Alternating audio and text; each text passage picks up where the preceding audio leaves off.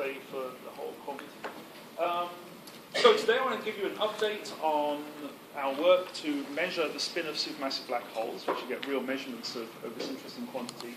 And to go beyond that, and I'll show you some of the latest work we're doing in using X-ray observations to probe the strong gravity region around supermassive black holes.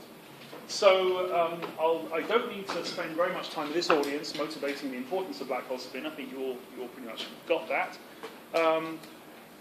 I'm then going to just give a very brief description, because most of you are probably familiar with this already, give a very brief description of how we actually go about using X-ray observations to probe this quantity, and then give you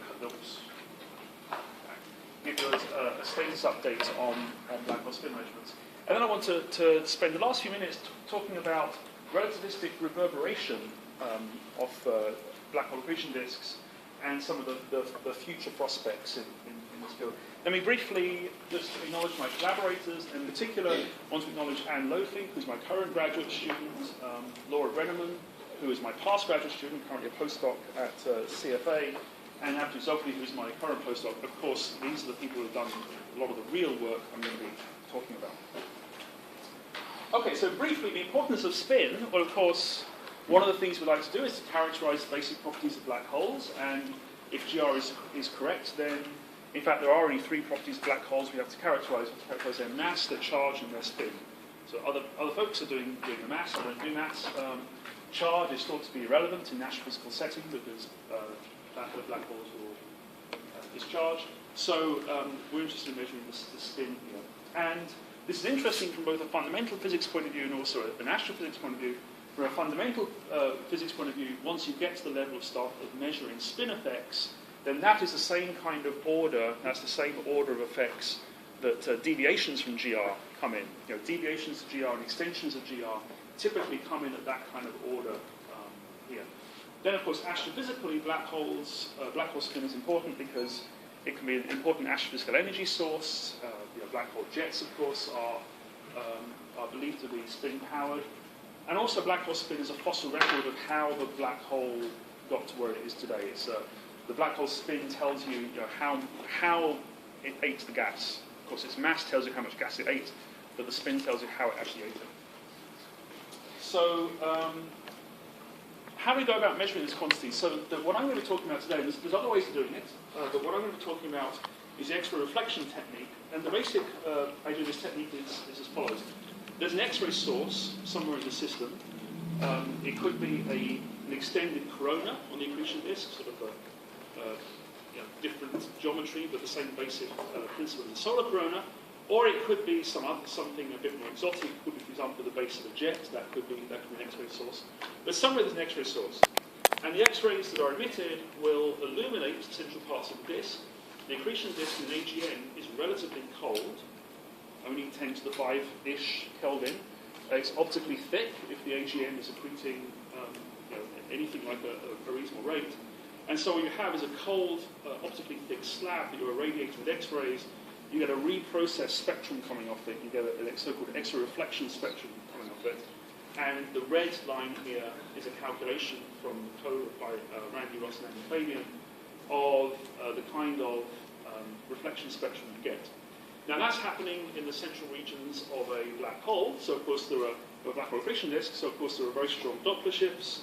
There are very strong gravitational redshifts at play. And so you take this spectrum and you have to blur it due to these effects, Doppler shift and the gravitational redshift. Of course, the most prominent feature in the reflection spectrum is the iron line here. And so you take this sharp, narrow line and you blur it into a relativistically smeared, gravitationally redshifted feature. And of course, this feature has been seen in many classes of objects, the supermassive black holes, stellar mass black holes, and also neutron stars. The same basic process happens in unmagnetized neutron stars where the accretions can go all the way down. Okay, so how do you go after spin? It is believed that these reflection features looking out essentially cut off at the inner stable circuit orbit. The reason being that the material inside the inner stable circuit orbit is plunging inwards. By continuity, that means its density drops very dramatically, and therefore, since there's lots of ionizing radiation around, that means its ionization state jumps to the roof. So very quickly, once material crosses over the inner stable circuit orbit, it becomes fully ionized. It doesn't give you any spectral features. So, so the innermost stable circular orbit is an inner edge to this emitting this reflection region.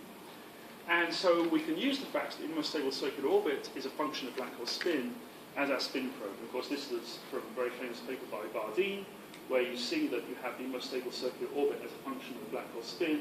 In the prograde sense, the ISCO becomes smaller, and in the retrograde sense, it becomes larger. So 0 spin is 6 Rg, going down to 1 Rg for maximum prograde, up to 9 Rg for maximum retrograde.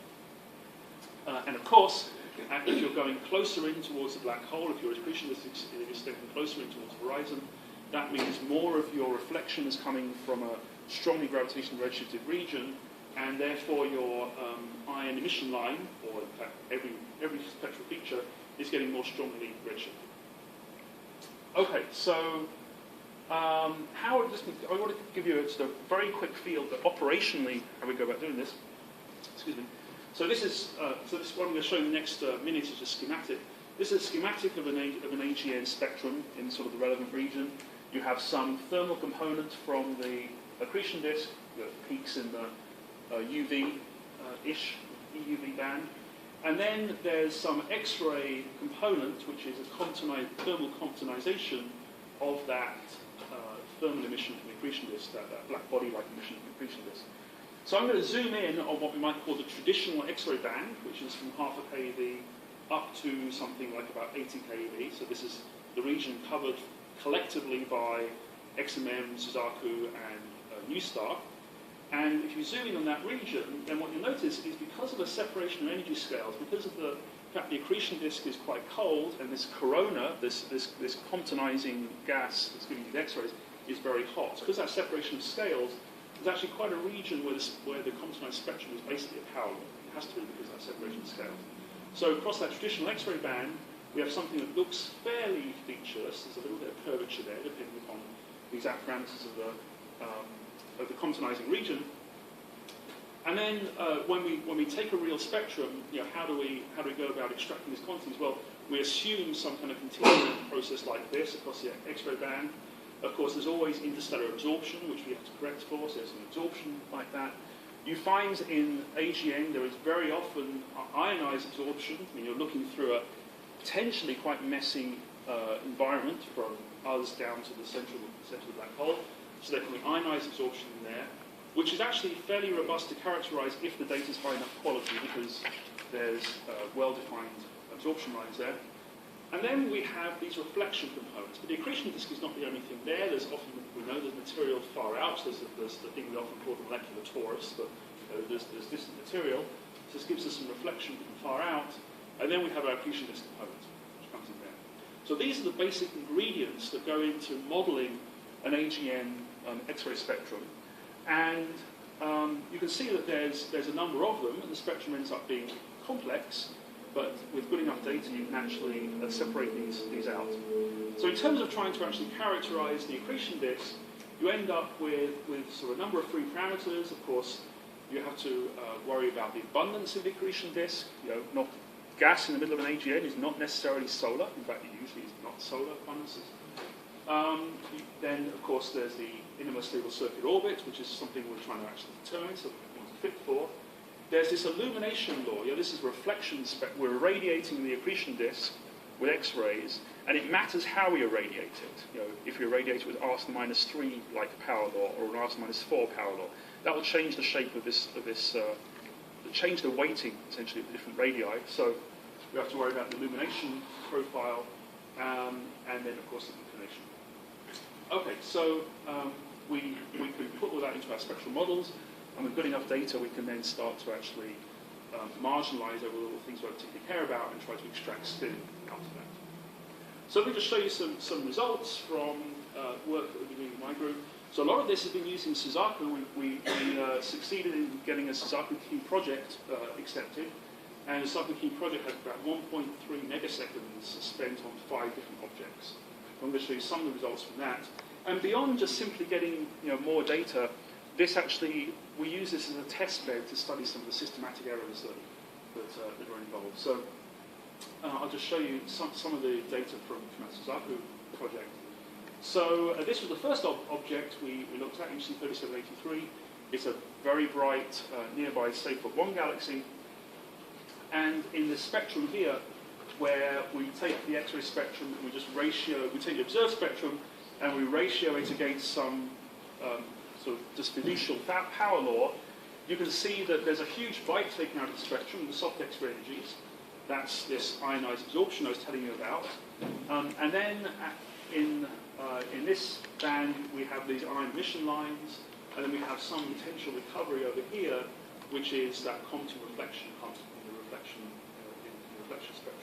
So we can analyze these data, and what we find is that you need a very broad ion emission line here, and we can actually get formal constraints on the directions parameter of the black hole spin, the conventional spin parameter, and in this particular object, it must be greater than about 0.9. These are chi-squared curves for different model analysis assumptions. We're trying to probe some of the systematic errors, and you can see that we get robustly sort of high spins in this object. And just to show it, because I did all the work, so I might as well show it, we also did an MCMC analysis of this, so you can actually, in this sense, plot real probability histograms, and this is the probability histogram for that same data. And again, you get quite high spin values for this. So in this object, we seem to be getting high spins. We can look at the data and say, well, does this pass the smell test? Are there actually features in the data that care about the black hole spin?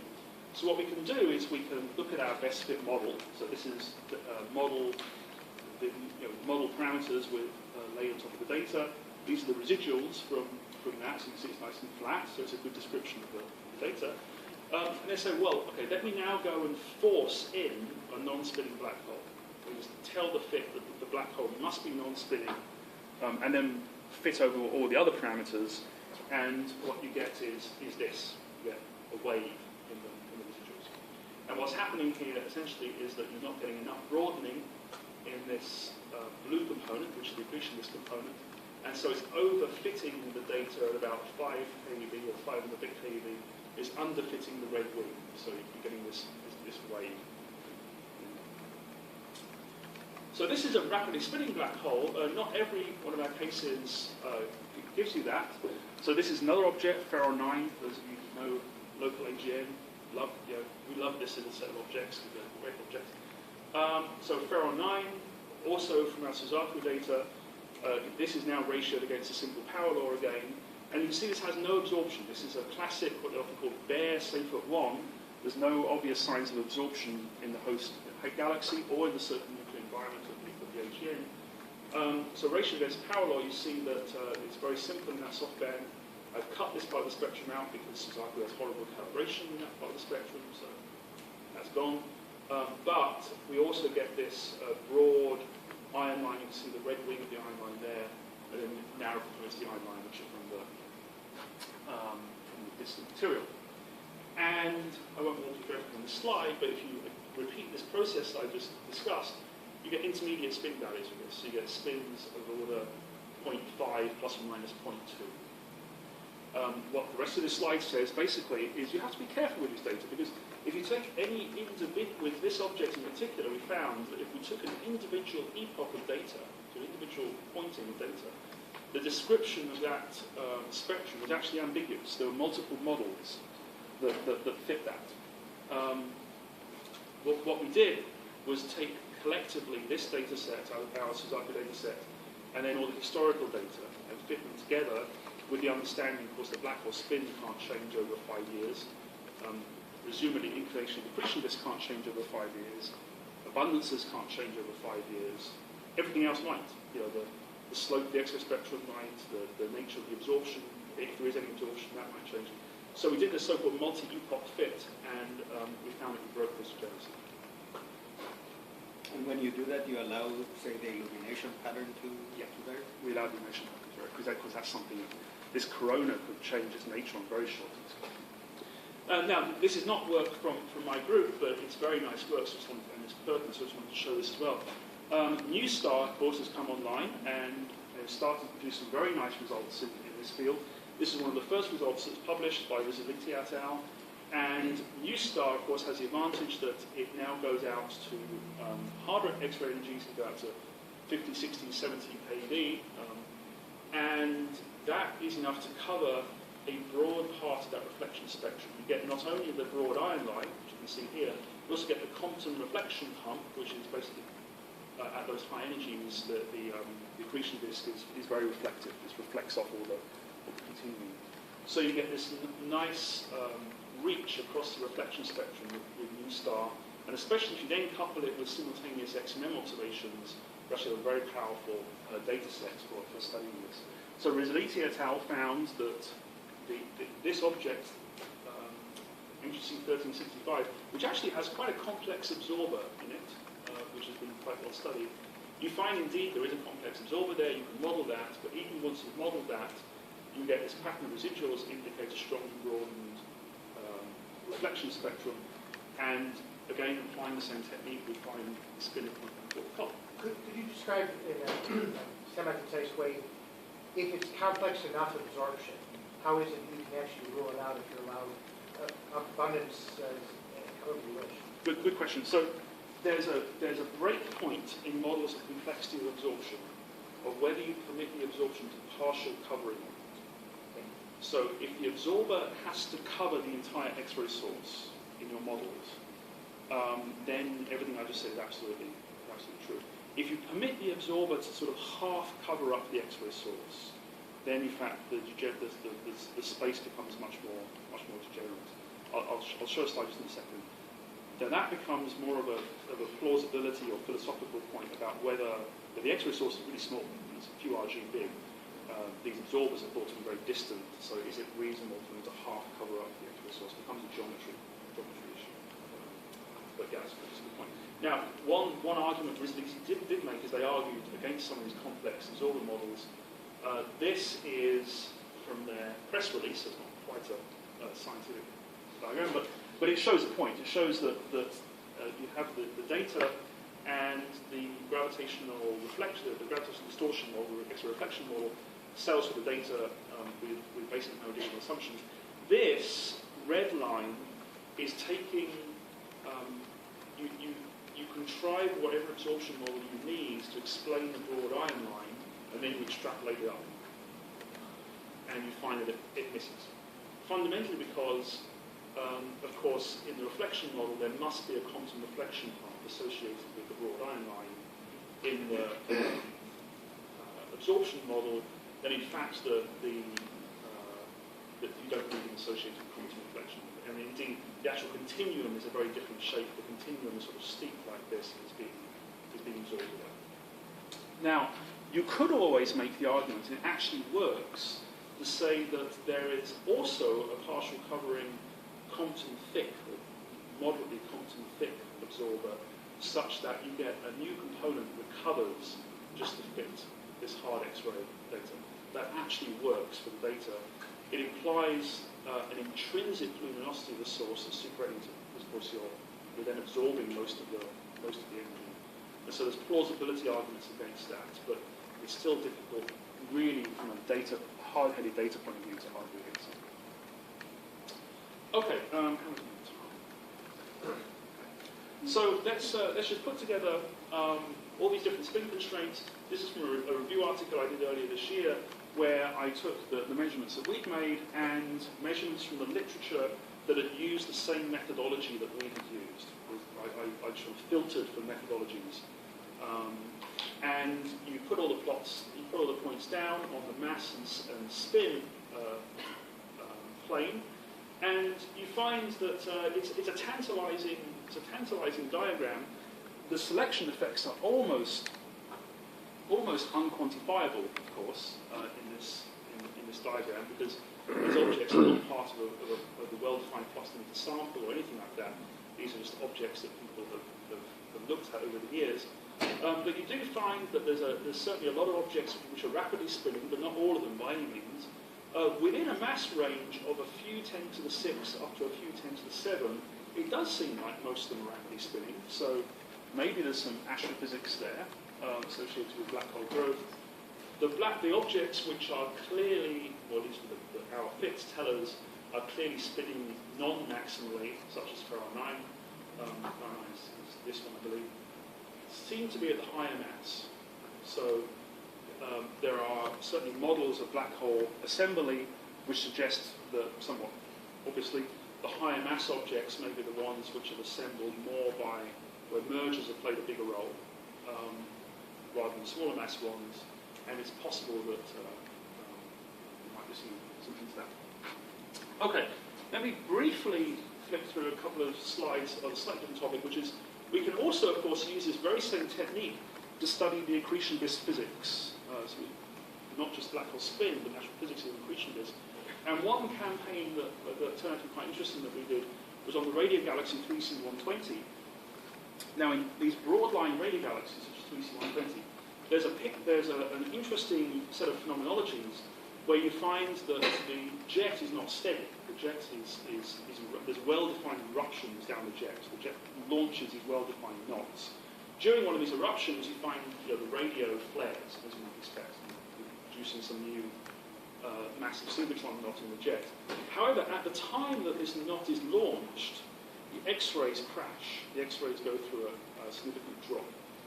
And the picture that Alan Marshall put forward in 2002, at the time, or the cartoon that he put forward, and our representation of that cartoon is this. So there's some kind of jet cycle that goes on, where you have an accretion disk that is complete, goes all the way down to the black hole, and then something blows it up. There's some instability in the disk, destroys the inner part of the disk, and associated with that destruction, you get the ejection of new features down the jet.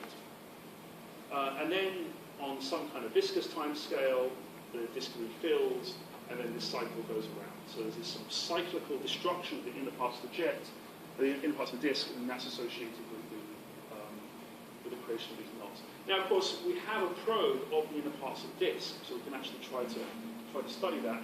So this is some of the historical data from the RxTV satellite for 3C120, and this has been studied by a number of people, including Dave Valentine, who's here. These lines here are that this is the time of an old XMM observation, this is the time of an old Suzaku campaign. These are the time of jet ejection events. Very difficult to arrange this, by the way. One ejection event was just after the XMM observation. This ejection event was just before the Suzaku observation. Which is there are actually others in here. I haven't put everyone on, but it turned out that there was one just after XMM and one just before Suzaku. So we can actually probe different points on that jet cycle.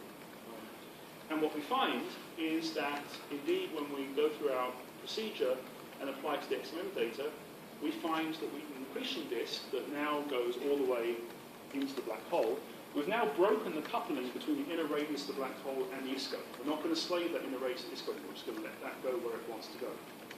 And we find that with XMM, the line wants to be broad, it wants to be less than 2 RG. With our Suzaku data, we find, in fact, the disk wants to be truncated out at 10 RG or so. So there's evidence for some kind of hole in there. So that nominally sort of agrees with that jet cycle picture. For our more recent observations, which were sort of high fidelity, again, we found that just before our Suzaku campaign, there was a large ejection event, which we actually caught with a BLBI campaign that we coordinated on with Alan Marsha. And again, we find that, the disk is truncated. This has about 40 RG truncation. So what we really need, of course, is this really motivates doing something much more serious and actually having a monitoring campaign. It'd be very expensive to do that with the kind of fidelity spectrum we need, but there's some interesting hints at this picture that Marsha put forward may actually be right. Okay, so what I want to spend the last few minutes on is talking about something that the very recent work we've been doing on relativistic ion-line reverberation. Let's come back to this cartoon. If this is really what's going on, if the X-ray source is really here, rather than something that's plastered right up against the disk, then we know the X-ray source is very highly variable, and so we might hope to see light travel time effects between the X-ray source and the reflection spectrum of the accretion disk. So this, of course, is morally just the same as what Peterson does. He has a strongly variable UV source, and you get light travel time delays to the broad line region, and he sees that the response of the broad optical UV emission lines lags that of the driving continuum. So we might hope to do the same here, and what we would benefit from doing that is we learn something about where the X-ray source is in doing that, and we may start to learn something about the actual accretion disk itself. So just to sort of give you a cartoon for what we're looking at, this, the observer in this cartoon is over here, and if we launch a flare off this source, then the red line shows the sort of set of loci that we're currently looking at with that flare. So it's a parabolic set of loci. And so, of course, where this hits the disk, we're then exciting reflection from the disk, and this shows the sort of instantaneous line profile we would get when we do that. And we can also phrase this as a transfer function. So this is energy versus time in response to a delta function flare like this. So this is from Ed Cackett at Wayne State. So if you do this in full GR, Ed's calculation just there was Newtonian. If you do this in full GR, you find some interesting things. So for example, here is a flare that just went off, and you find that very close to the black hole, you see all these little, this is a rotating black hole, all these little null geodesics get wrapped around. Some of them get wrapped around, hit the accretion disk, and actually come back off, and there's a time delay in doing that. Okay. So if you plot the transfer function for this, you find in the energy versus time space there can actually be a tail to this transfer function. That's the strongly strong Shapiro delays, essentially. It's a strong Shapiro delayed photons that are coming very close to the black hole and coming back out again. So encoded in this transfer function is the location of the X-ray source and also the space-time geometry of the black hole. Now, we've actually seen this effect, we believe. We've seen our first indications of it from Suzuki data. So this is work by Abdul Zogby. He started this when he was a student in Cambridge and continued it when he was at Maryland. He found that if you looked at the XMM data for HC 4151, very bright source, he actually saw time delays between the continuum and the ion line band. Okay, so this is a lag spectrum. This is the lag of some particular energy to the continuum. And when you actually do this is why I didn't do it 10 years ago. You have to do this quite carefully, and you actually have to do it in a Fourier resolved manner.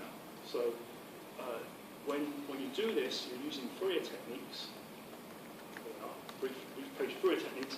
You're actually taking your light curves, you're making the Fourier transforms out of them, you're forming the bispectrum, and then what you're actually doing is looking at those phase offsets of each Fourier component. So you can actually have some interesting things, which is represented here. Different time scales can have different time lags. Now the time lags can be reversed. So if you stare at this diagram, what you'll find is that the short time scales, the red curve leads the black. On the long time scales, the black curve leads the red. Okay, so even the sign of time delays can be different in different Fourier frequencies. So it's quite mathematically quite straightforward, but conceptually can be a little bit hard. So when you look at this plot here, the red and the blue lag spectra are taken for different temporal frequencies. The red is taken at a fairly high frequency, so in some sense you're probing smaller scales on the disk. The blue is taken at a lower frequency. And you see that we're starting to see the first signs of sort of velocity resolved time delays in this Fourier space representation. So we think this is very exciting because it's the first indication of these relative reverberation delays. In this interpretation, the actual X-ray source is located a few Rg off the disk, which is not necessarily a natural place to put the X-ray source. The natural place to put it would be a corona that's hugging the disk. So this source is a few argy off the disk, which could be an extended corona, but you'd have to have bright flares that were dominating well off the disk, or it could be the base of the jet. Black hole timeline. Okay, let me just show you that this is not unique. This is a representation by Erin Tara, which puts some different objects, and you find that they all have this excess lag in the broad iron band, and the magnitude of that lag scales with the mass, as you might expect. So the small black holes, that time lag is actually quite small, and large black holes is much larger. And this shows sort of what the typical kind of light travel times for 1 RG and 6 RG on this plot. Skip over that. So my last couple of slides are just, what's the promise of this? So as I've said, for example, we can learn a lot from this tail here. This is for an extremely rapidly spinning black hole where we get quite long time delay in this tail. These are photons that are really probing very deep into the black hole potential and coming back out. So while I haven't, I'm not aware of anyone else who's done calculations of these transfer functions in alternative gravity theories, you could imagine there's a lot of sensitivity of especially with highly redshifted parts to the precise space-time structure around the black hole. But it's just also cool to see this very strong gravity physics. Now, to actually see this kind of effect, I haven't yet thought of a compelling way to do it without actually seeing the response to a single flare. I think pulling this out in these Fourier techniques may be a bit